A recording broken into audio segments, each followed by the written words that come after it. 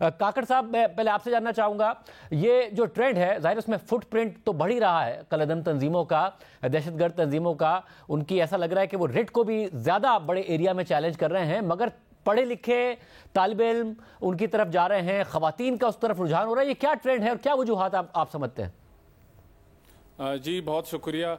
देखें, एक तो बलूचिस्तान में अमूमन जो बलूचिस्तान के तमाम समाज में एक ग्रीवेंस है, एक नाराज़गी है, वो तो अपनी जगह है। लेकिन जो आपका सवाल है कि इस मौजूदा हालात में ऐसी यूनिक क्या फीचर्स है कि जिसकी वजह से हमें ये अनप्रेसिडेंटेड ट्रेंड देखने में आ रहा है, मेरे ख्याल में इसको स्टेट सोसाइटी रिलेशनशिप के हिसाब से अगर देखें तो 3 बुनियादी चेंजेस है जो बलूचिस्तान के लोगों का जो रवायती ग्रीवेंस है उससे हट के आज के हालात की यूनिक 3 फीचर्स हैं।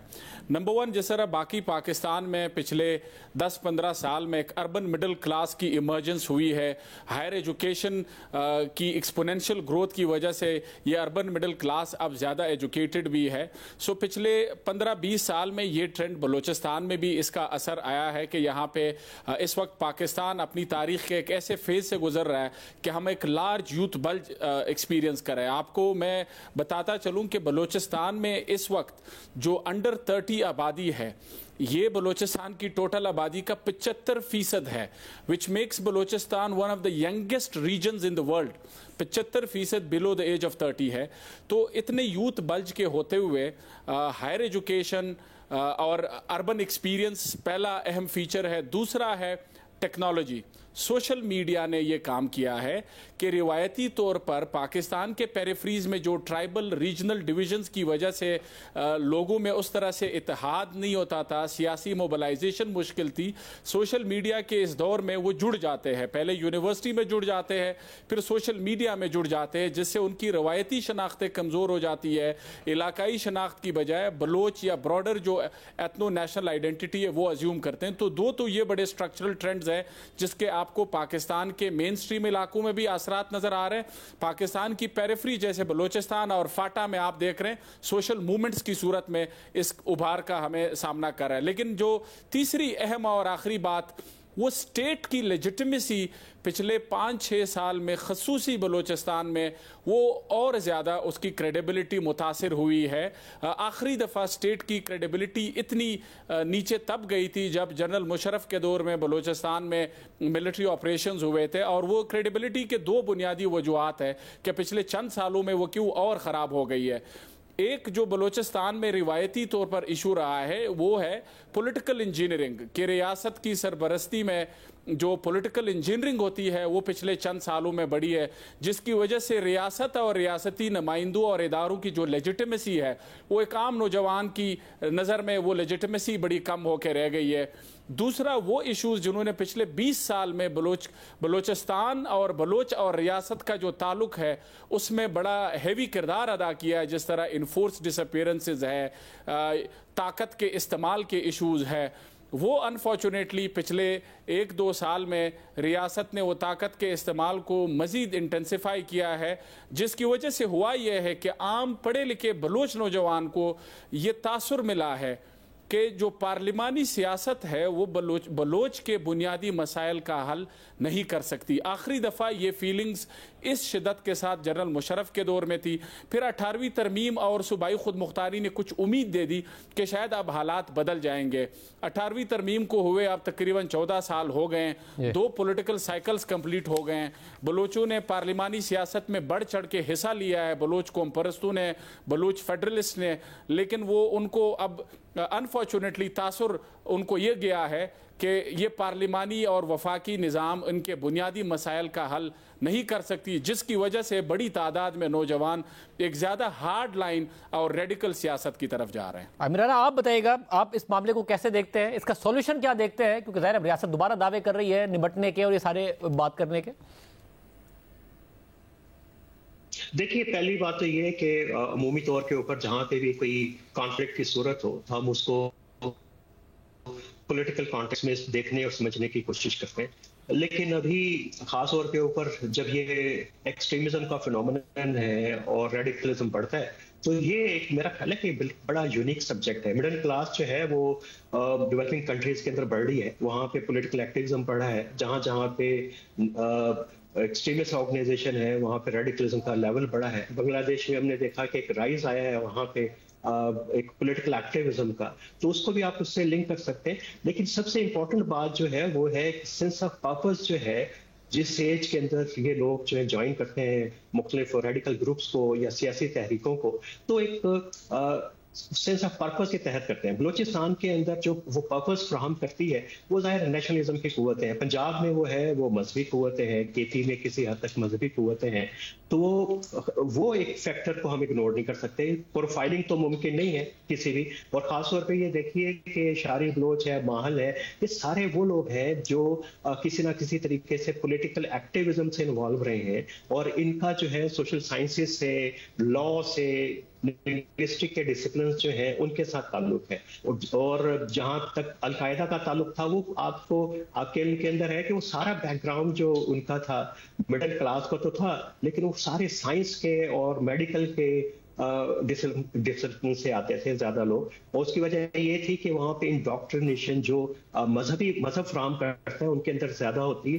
اور جب مڈل کلاس خاص طور کے اوپر جو سوشل سائنسز سے منسلک ہو, ان کے اندر جو ہے ایک ایکٹیویزم کی ایک ہے, اور سینس آف پرپز ان کا ڈفرینٹ ہو جاتا ہے. اس لیے آپ دیکھیں گے کہ یہ جو کریکٹر اس لیے ڈفرینٹ ہو جاتا ہے, شاری ہو یا ماحول ہو اور باقی بلکہ نوجوان جتنے بھی BLA کے بھی حالیہ حملوں میں انہوں نے حصہ لیا, ان کا جو پروفائل بنتا ہے کہ وہ بہت زیادہ ایکٹیو پالیٹکس میں نہیں تھے. پولیٹیکل گیدرنگز میں تو جاتے تھے لیکن لیڈرشپ لیول کے اوپر نہیں تھے, خاموشی سے جو ہے وہ ایک تحریک کا حصہ تھے, ان کے سراؤنڈنگز کے اندر جو ہے ان کی وہ اس کو ایبزارب کرتے تھے. نیشنلزم نے ان کو ایک سینس آف پرپز دی. میرا خیال ہے کہ اس کو اس کانٹیکس میں دیکھیں گے تو چیزیں زیادہ واضح اور سمجھ آ جائیں گی. اور ریاست کا ظاہر ہے کہ قصور ہے, اس نے کبھی بھی وہ سارے ایشوز کو ایڈریس کرنے کی کوشش نہیں کی جو اس کی بنت میں اور جڑت کے اندر اس طرح کی تحریکوں میں جو فیول فراہم کرتے ہیں, خواہ وہ انسرجنسی کی موومنٹ ہو یا دہشت گردی کی موومنٹ ہو, وہ ایک اس کا ہے.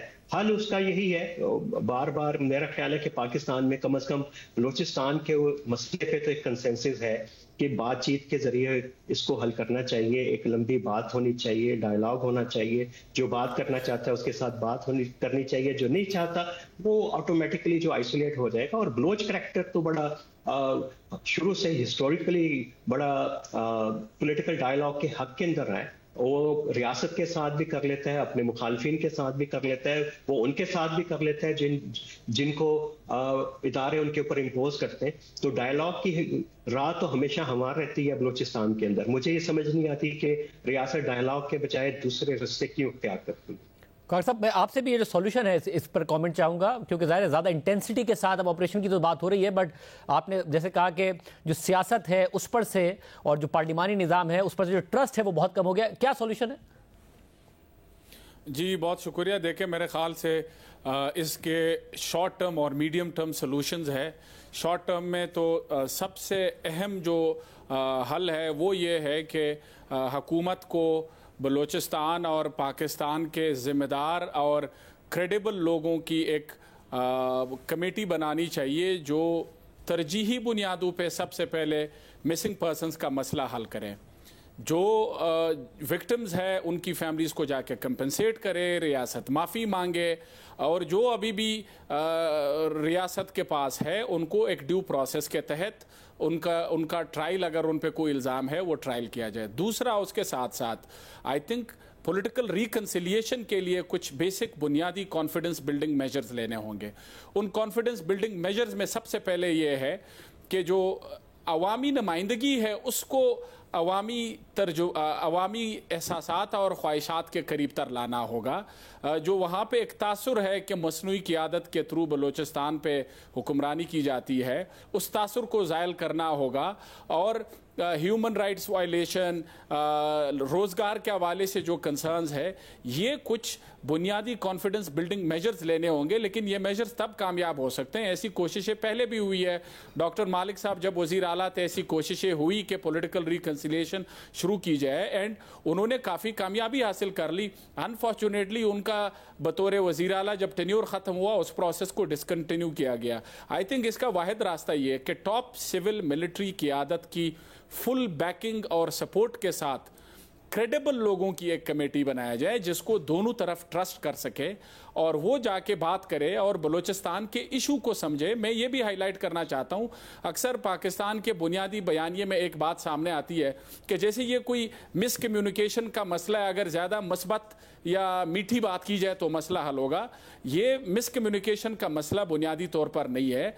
रियासत को सब्सटेंशियल कंसेशंस देने होंगे और वो कंसेशंस दे के उनके जेन्युइन शॉर्ट टर्म और मीडियम टर्म ग्रीवेंसेस हम एड्रेस कर सकते हैं। वो ग्रीवेंसेस या उस कंसेशंस की लिस्ट लंबी है, मैं उसमें नहीं जाऊंगा, but I would like to recommend the approach कि हम पहले अप्रोच ये कि जिम्मेदार और क्रेडिबल लोगों की कमेटी बनाई जाए, उनको बाइख्तियार बनाया जाए, सिविल मिलिट्री क़ियादत की सपोर्ट और ऑनरशिप हो और उनको वो मैंडेट दिए जाए कि वो short term confidence building measure से लेके मीडियम टर्म वो स्ट्रक्चरल मसाइल जिसकी वजह से बलूचिस्तान पाकिस्तान के वफाकी और सियासी निज़ाम में पीछे रह गया है, उनका हल करना होगा। और वो हल मेरे ख्याल से ये कि जो हमारा वफाकी निज़ाम है उसकी हैयत को बदलना होगा मीडियम और लॉन्ग टर्म के लिए, ताकि बलूचिस्तान का पाकिस्तान के सियासी और वफाकी निज़ाम में जो उसका वज़न है वो बढ़ जाए।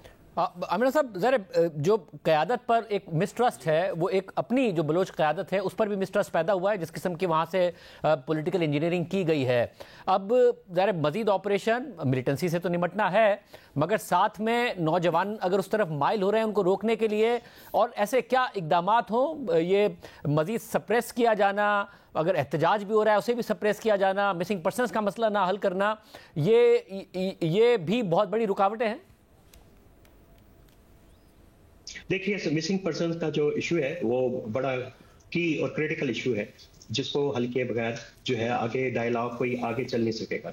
जहां तक बात है कि कोई क्रेडिबल किस्म की कमिटीज बने, फैक्ट फाइंडिंग कमीशन बने, आप खेल में है कि ये तो ज़ियाउल हक के दौर से होता आया, फिर मुशर्रफ के दौर के अंदर जब ये मसला खराब होना शुरू हुआ, मुशाहिद हुसैन की कमेटी बनी, सेनेट की बनी। आपको कम से कम मैं कोई 7-8 रिपोर्टें तो गिनवा सकता हूँ जिसमें शॉर्ट टर्म, लॉन्ग टर्म, सारे मीडियम टर्म क्या क्या मेजर्स लेने चाहिए, कंसल्टेशंस हुई। यहाँ पे बहुत सारी ऑर्गेनाइजेशन HRCP वो इस तरह की कंसल्टेशंस करते हैं, लेकिन इम्प्लीमेंट क्यों नहीं हो पाती, क्यों नहीं कर पाती? ये पावर एलीट जो है उसको क्यों उसको कंसीव नहीं कर पाती, क्या करना चाहिए? वो मेरा ख्याल है कि बड़ा क्रिटिकल इशू है, उसकी तरफ देखना चाहिए कि वो एक बड़ा पॉलिटिकल इकोनॉमी का इशू है। और जो रियासत का और पावर एलीट का बलूचिस्तान में सबसे बड़ा जो खौफ है, उनको ये लगता है कि अगर ये एक ब्रॉडर डायलॉग हो और लोगों को एंगेज किया जाए और तो उसमें होगा ये कि जो इस वक्त रियासत के 60 सरदार हैं वो मुखालफत में चले जाएंगे, नए लोग आ जाएंगे। तो ये एक ऐसा डायलेमा है रियासत को हमेशा से दरपेश है और उसको हल कोई समझ नहीं आता। उसका भी हल डायलॉग के अंदर है कि आप उसको आराम से वो बड़ा स्लो प्रोसेस के अंदर डायलॉग चलता रहे। यूथ का इशू बिल्कुल है, उसमें बलूचिस्तान का एक खास पर्टिकुलर कॉन्टेक्स्ट है वहाँ की यूथ का, यूनिवर्सिटीज का। जैसे मैंने जिक्र किया था कि वहाँ जो जितनी यूनिवर्सिटीज बनी है, मालिक साहब को क्रेडिट जाता है, बाकी गवर्नमेंट को क्रेडिट जाता है, लेकिन वहाँ पे क्या क्वालिटी एजुकेशन है? वो सारे के सारे कैंपसेस जो हैं वो BSO की और दूसरी तंजीमों की सियासत की माजगा बन गए हैं। और वहाँ क्या कोई अच्छी लेबॉर्ट्रीज हैं और साइंस के जो स्टूडेंट्स हैं उनकी परसेंटेज क्या है? तो वो ये बड़े क्रिटिकल सवाल हैं। उसके बाद जो ऑप्शन नहीं है वो क्वालिटी एजुकेशन नहीं है, आपने यूनिवर्सिटीज पे तहाशा बना दी है। और KP में भी यही प्रोसेस किसी ना किसी सतह के ऊपर चल रहा है। तो एक ही ऑप्शन है कि आपने अपने एंगर को कैसे चैनलाइज करना है। वो पॉलिटिकल एक्टर्स हैं, इनिशियली आप जो है वो मेन स्ट्रीम के पॉलिटिकल एक्टर्स की तरफ जाते हैं, उसके बाद कुछ लोग जो हैं एक्सट्रीम की तरफ चले जाते हैं, सेपरेटिस्ट ऑर्गेनाइजेशन की तरफ चले जाते हैं। तो ये एक बड़ा गंभीर किस्म का मसला है, इसके लिए सब बैठेंगे तो तभी होगा। और सारी रिपोर्टें जितनी हुई हैं short term, medium term, long term, उनको भी देख लें। और जो बलूचिस्तान के कॉन्टेक्स्ट के अंदर इशू है वो ट्रस्ट बिल्डिंग का है बुनियादी तौर के ऊपर। और वो कैसे होगी, किस तरीके से होगी, वो बड़ा एक अहम क्वेश्चन है। और मेरा ख्याल है कि उसका जवाब जो है वो हमारी कौमी क़यादत को भी देना चाहिए, बलूचिस्तान की क़यादत को भी देना चाहिए कि क्या मायर्स लिए जाएंगे जिससे वो कॉन्फिडेंस और जो एतमाद जो है दोबारा बहाल हो सके। बहुत शुक्रिया। और दूसरी तरफ बलूचिस्तान में होने वाली हालिया दहशतगर्दी के वाक़यात के बाद से बलूच एक्टिविस्ट और लापता अफराद की बाजियाबी की तहरीक चलाने वाली डॉक्टर महारंग बलोच पर हुकूमती वुज़रा तक तनकीद करने लगे कि वो इन वाक़यात की मजम्मत क्यों नहीं करती हैं। हालांकि वो माजी में ऐसी दहशतगर्दी की मजम्मत कर चुकी हैं, मगर फिर भी उन पर तनकीद की गई और आज भी इस हवाले से उनका अहम बयान सामने आया है। डॉक्टर महारंग बलोच ने समाजी राब्ते की वेबसाइट एक्स पर पोस्ट करते हुए लिखा है कि गुज़िश्ता चंद दिनों से बलूचिस्तान में निहत्ते शहरियों पर होने वाले तशद्दुद से मुताल्लिक हमारे मौक़िफ़ पर खासी तनकीद की जा रही है। रोज़े अव्वल से हमारी पोजीशन बड़ी क्लियर है कि हम पुरअमन एक्टिविस्ट हैं जो अदम तशद्दुद पर यकीन रखते हैं। मैं और बलोच यकजहती कमेटी दोनों रंग, नस्ल, सियासी या मजहबी वाबस्तगी से बालातर किसी भी किस्म की तशद्दुद की सख्ती से मुखालफत करते हैं। बलूचिस्तान के मसले का हल कानून की हुक्मरानी में है, जो कि इक़्तिदार में रहने वाले नहीं चाहते, क्योंकि इंतशार इक़्तिदार पर उनकी गिरफ्त मजबूत करता है।